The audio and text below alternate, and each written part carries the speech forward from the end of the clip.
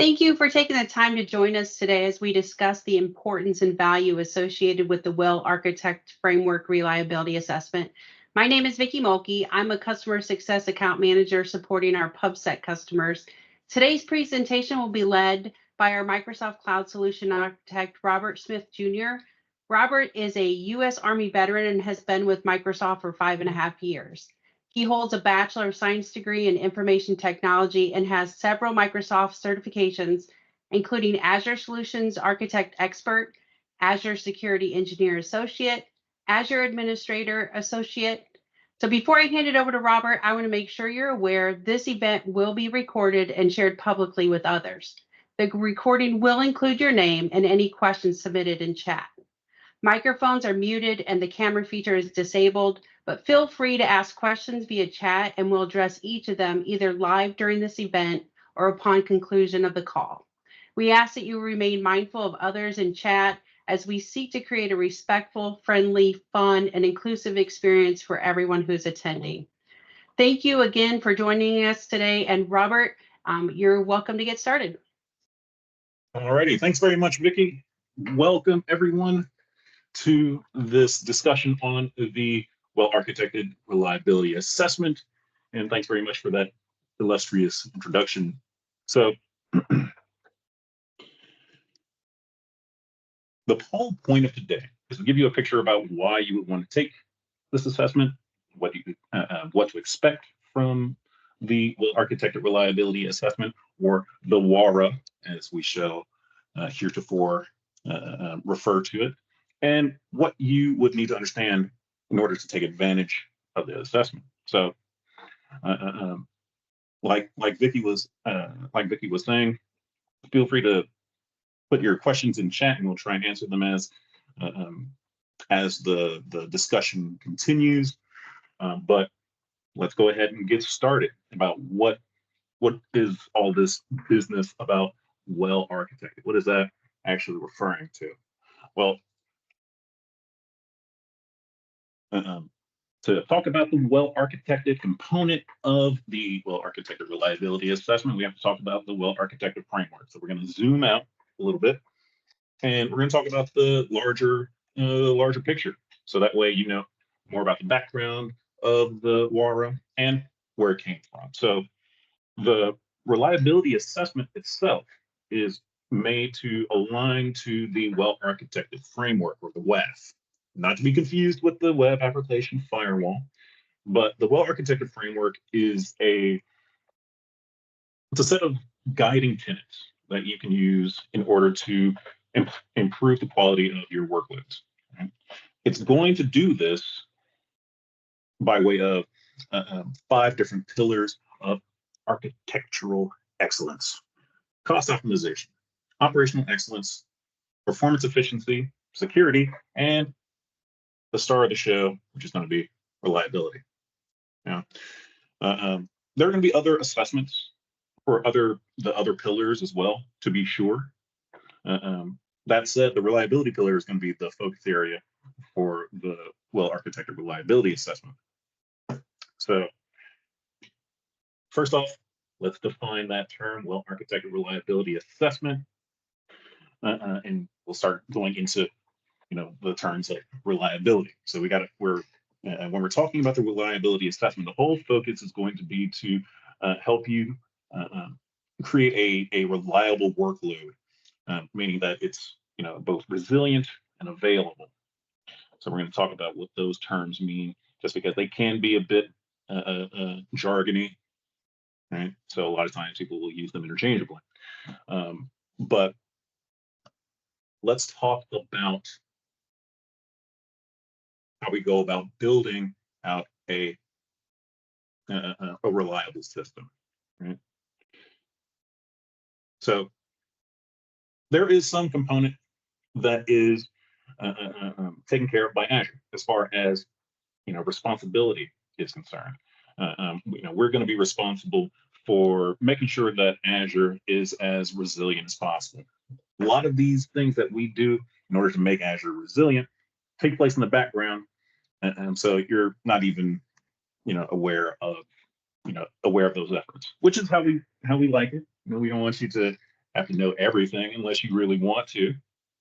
But for instance, a lot of times resources are going to use the Azure Resource Manager or the ARM deployment architecture to make sure that the service in question takes advantage of availability zones in order to mitigate failures without requiring any interaction on your part. Right? So we do a lot of these little tweaks behind the scenes, behind the curtains, in order to make sure that the service that you're using is going to remain available and up and running as far as you're concerned. Whereas in the background, there are things that are going on. We're like, oh no, one issue has occurred. All right, we're mitigating that. We're putting out fires constantly, right? So we're taking that responsibility, because it's part and parcel of operating within the cloud. But there's also the need for you to take responsibility as well for that reliability. So that's why we're zooming in on that part, right? Because the fact that when you are talking about services that are operated in Azure, in Microsoft Azure, and they're built by you, they're built by the customers, not sort of, they're requiring a bit more configuration to deploy, for example. This means that there is some there are some services that will have additional resiliency capabilities that are not necessarily mandatory for the operation of that service, but they're an option. They're optional, so you can turn them on for increasing your availability, turning on backup capabilities, turning on disaster recovery capability. So that way, if there is something that takes place that causes a problem in your environment, that the resiliency of your environment has been augmented based on the configuration that you've chosen. So, for instance, if you're hosting a workload on a virtual machine, you can host it on a single virtual machine. And what happens if that virtual machine goes down? Like if there's a problem with the region that you have deployed it to, and one of the data centers in that region has an issue, a transient problem, and that virtual machine becomes unavailable. That means that your workload becomes unavailable as well. But what if you host it on 2 virtual machines instead? You make those virtual machines work together, you put them behind a load balancer. That means that workload's resiliency has increased, because if something happens to one of the virtual machines, the other is still going to be up and running and available to host the workload and to respond to requests. Right? So that's just one example of one of the options that you have with regards to increasing your workload resiliency that aren't necessarily a mandatory thing that you have to do. So to talk a bit more about the reliability question,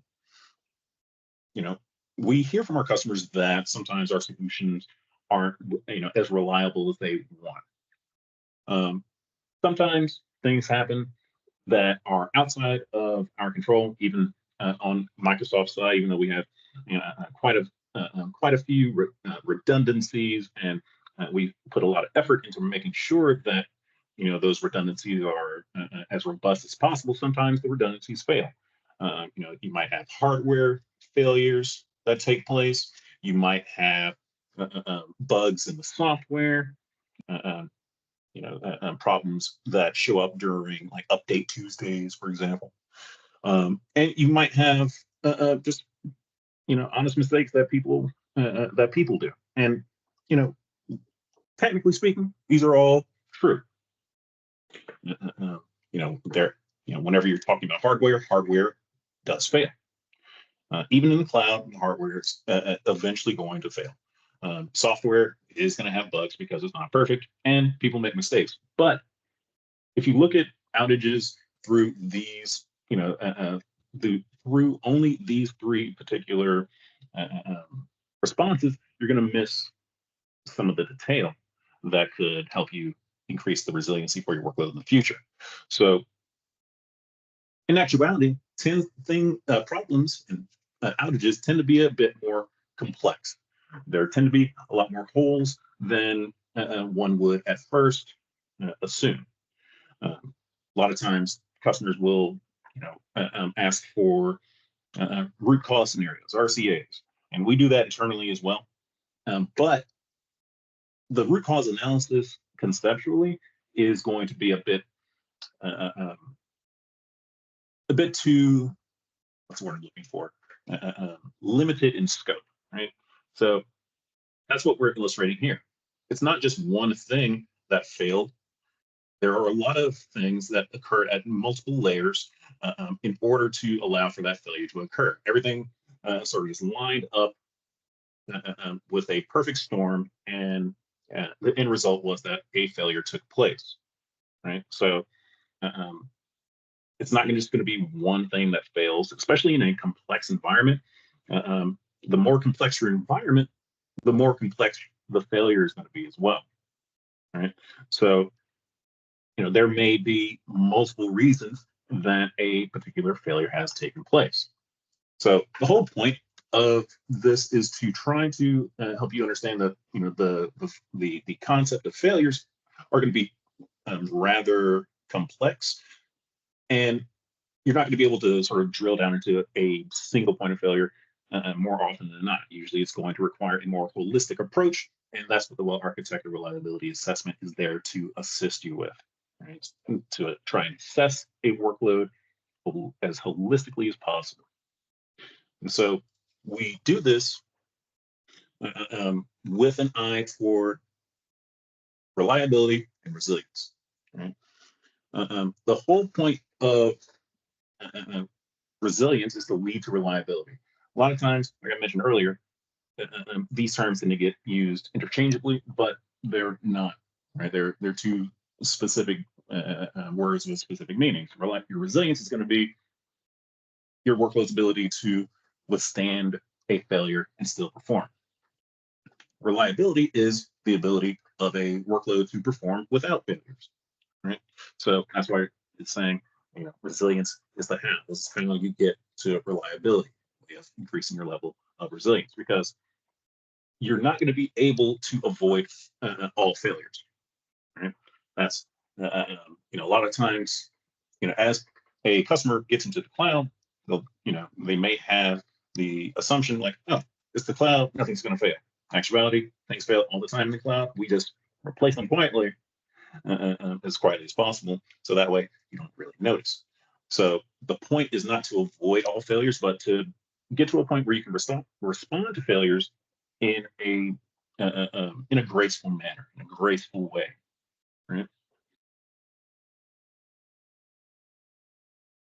So all that was background, right? Now let's talk a bit more about the whole reason that we're here, which is the well-architected reliability assessment and what it entails. Now, the WARA is going to be focused on a workload, so it's workload focused. So, in line with clarifying our terms and defining our terms, what do we mean by workload? So, what we mean by workload is a collection of resources, data, and supporting infrastructure that all work together toward a defined business goal. So that means if you have a website, and that website is hosted on a virtual machine, it is supported by a key vault, it has a SQL database that's acting as its backend, as an instance of Azure Files that is acting as a file share, and you have an instance of message bus, all working together to allow that website to function. That is, like all of those resources, they're all considered to be part of that site's workload. So all the resource types I just mentioned would be considered part of what is assessed by the WARA. Now I need to drive this point home because if I am delivering a well-architected reliability assessment, like even before we really meet, and your CFAM is likely to work with you on this, you want to start thinking about which workload would be a good fit for this. And we want you to use only a production or critical workload for this, and not a dev test environment, right? Uh, um, that said, if your workload is rather large, we may have to break the water down into a component of that overall workload. So, for example, if your workload consists of thousands of Azure resources across multiple tenants, that's likely going to be a bit too much for a single well-architected reliability assessment, and we would need to break it down into its constituent components. Let's focus on assessing the reliability of the front end resources. Or let's focus on the data pipeline resources. Let's focus on the back end resources, etc.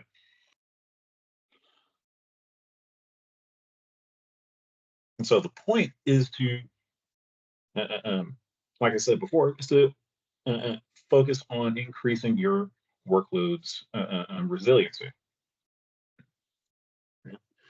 We want that resiliency to augment your reliability, so that way your application is able to be is able to reach the resiliency features, and the workload is able to take advantage of those resiliency features as much as possible. So that way you're not leaving anything on the table that could potentially increase your workload's reliability just a bit more. Right.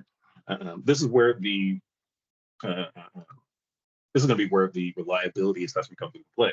We're going to work with you and your teams in order to review your workload in depth, and then we're going to try to discover areas where you could save in terms of like downtime or data loss that might impact your workloads availability and ability to serve your customers or your user base, in case you're not like an externally facing workload that we're discussing here.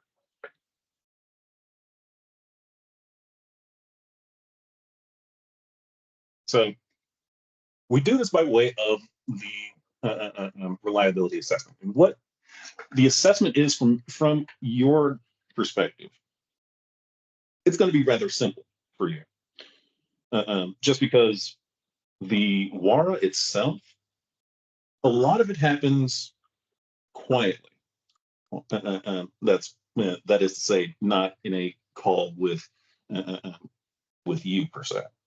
It's going to happen by way of us gathering as much data as possible about a workload that you've identified in order to uh, uh, determine if there are any risks to reliability in your workload that you've deployed to Azure. And I have to say deployed to Azure specifically because this is restricted to Azure, an Azure environment.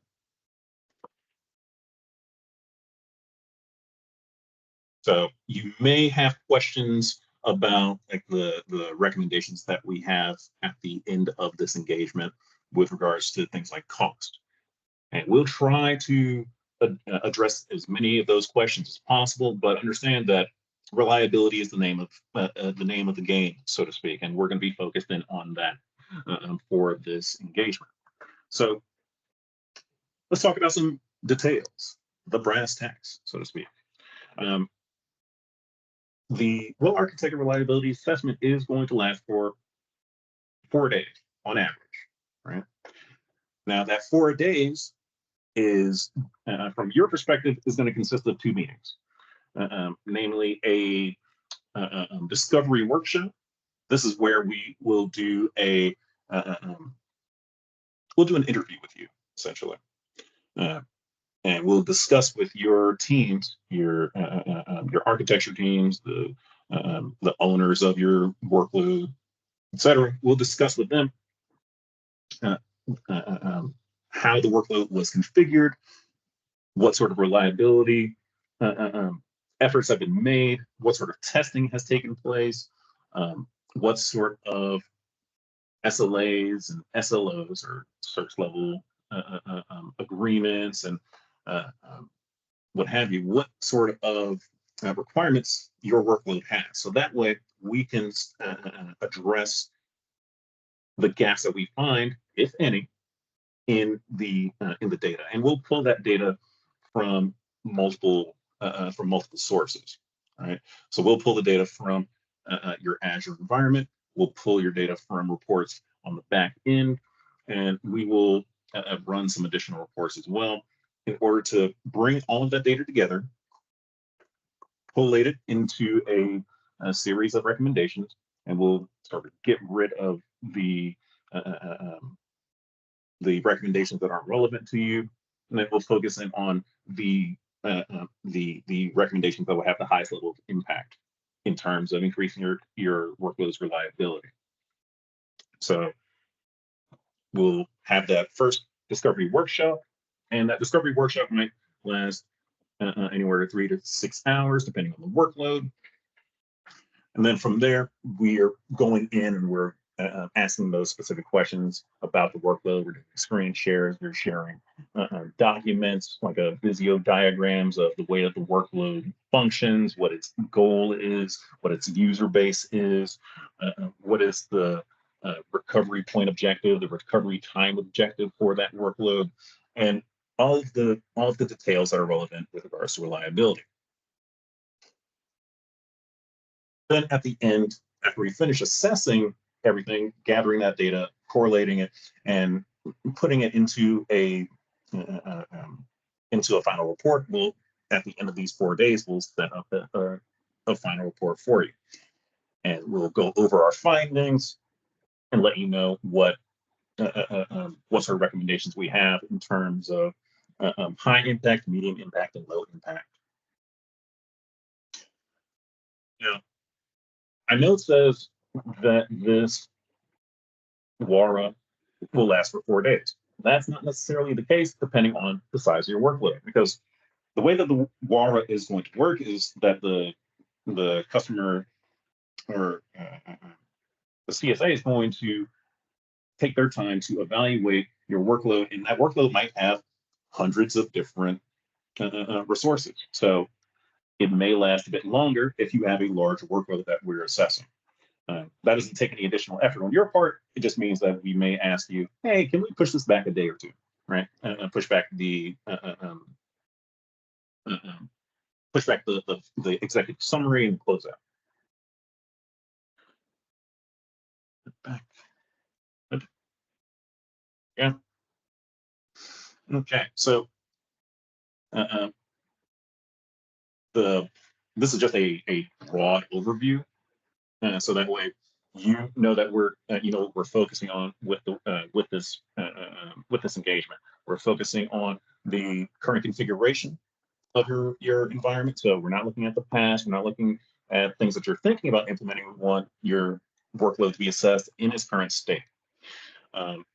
We're going to look to toward the long term in order to try to improve your workload's durability across time. And we're going to assess a few other aspects of your environment, just because the person that is going to be delivering the WARA is going to be an experienced cloud solution architect. So if they see something that's not necessarily under the umbrella of the WARA, but is still useful to you, they're going to bring it up to you as well. They're going to say something along the lines of, hey, this isn't part of the findings officially, but I noticed X, Y, and Z, so I wanted to bring it to your attention.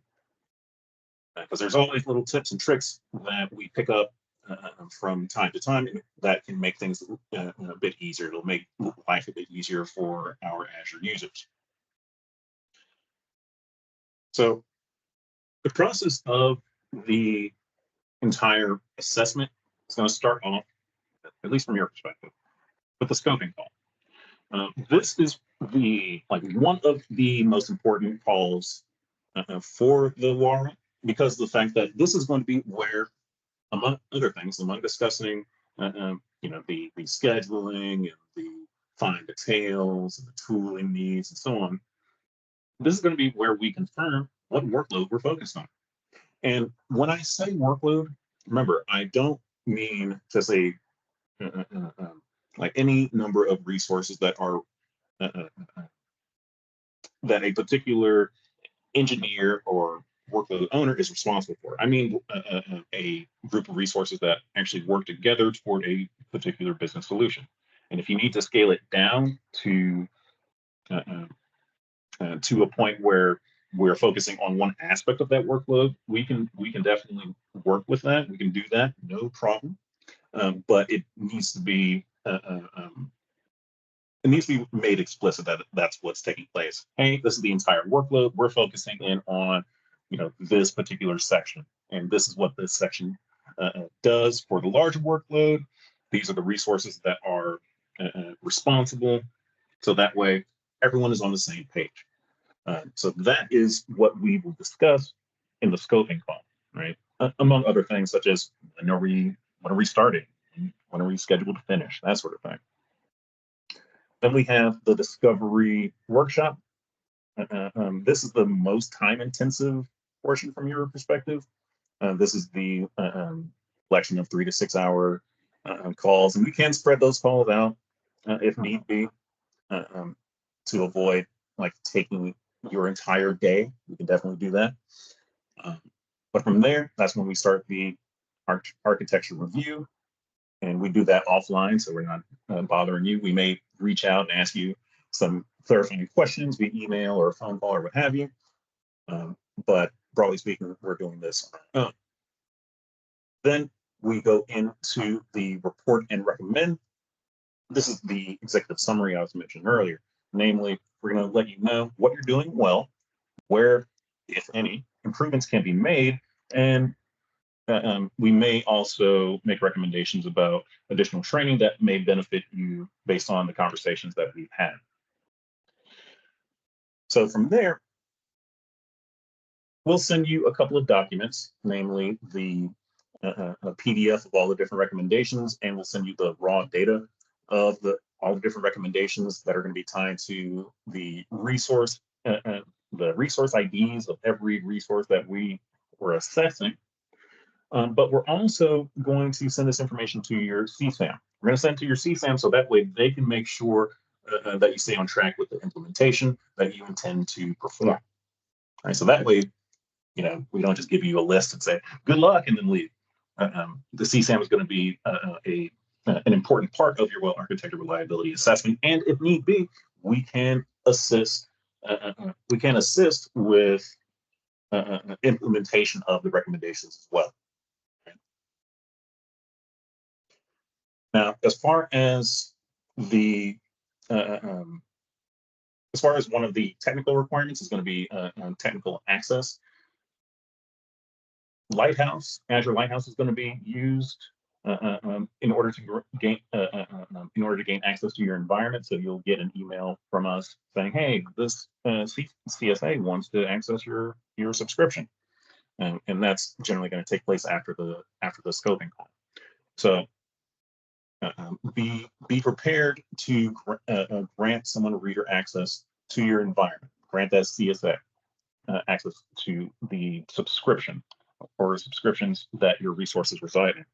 And that part is very important because without that access, we're not going to be able to conduct the well-architected reliability assessment. We have to run reports and we have to run queries against your environment in order to generate the recommendations.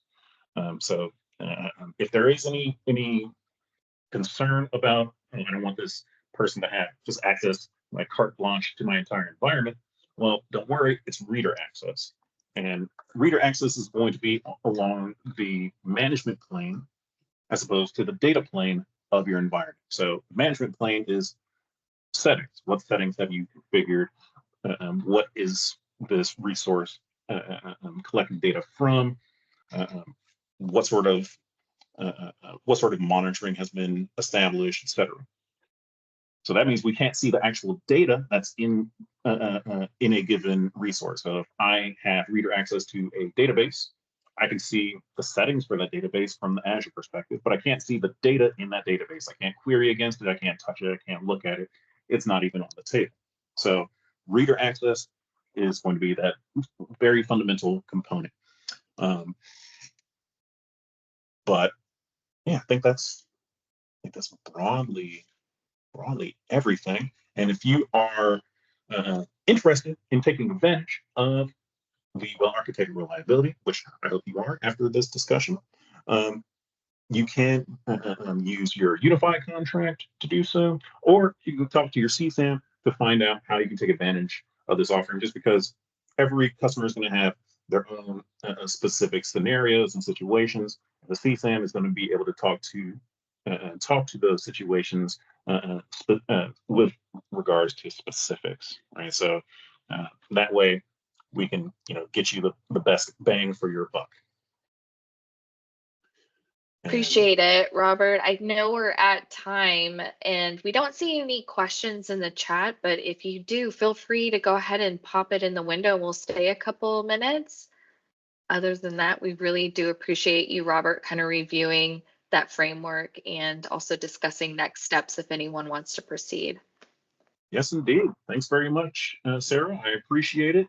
Thanks everyone for having me. I hope that I was able to shed a bit of light on this delivery, and I hope to see you on the other side of it. Great. All right. Well, no questions. So thanks again, everyone, for joining. We appreciate it. And feel free to reach out to your CSAM if you have any questions. Yes, indeed. Have a All great right. rest of your day, everyone. Thanks, everyone. Take care. Thank you. Bye. Bye.